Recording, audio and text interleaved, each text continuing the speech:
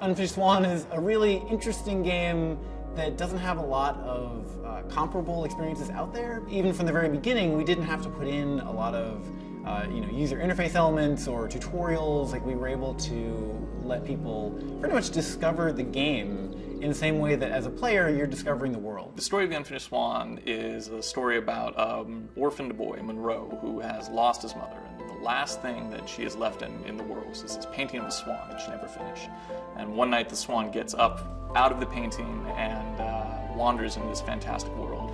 And Monroe follows the swan and in an attempt to catch it, an attempt to really hold on to the last thing he has of his mother's.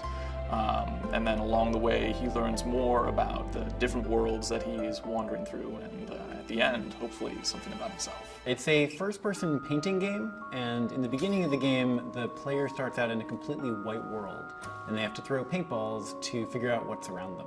Our paint splatting, that's really the central piece of tech that we've spent the most time on trying to really polish and make look as realistic, but also as stylized as possible.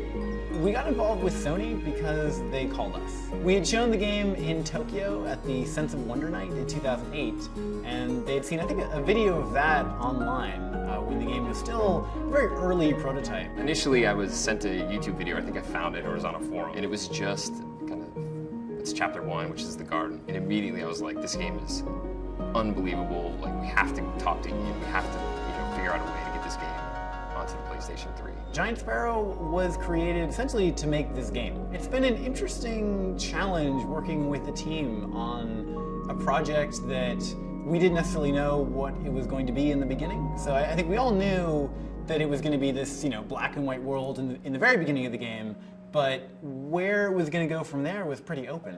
Being a small team, we work very closely together, and everybody has to wear a lot of different hats and have more different domain knowledge than you would in a larger team where you're more focused on just a very specific subset of things. I think this game appeals to two very different sets of people. There's the hardcore gamer, and then there's the person who doesn't really like games. And oddly enough, I think the game appeals to both of those people for a lot of the same reasons. I don't really know where video games are headed. All I know is that I hope that wherever they're headed, there's still places for games like The Unfinished Swan to exist, because I think they're fantastic and I think they grow the medium.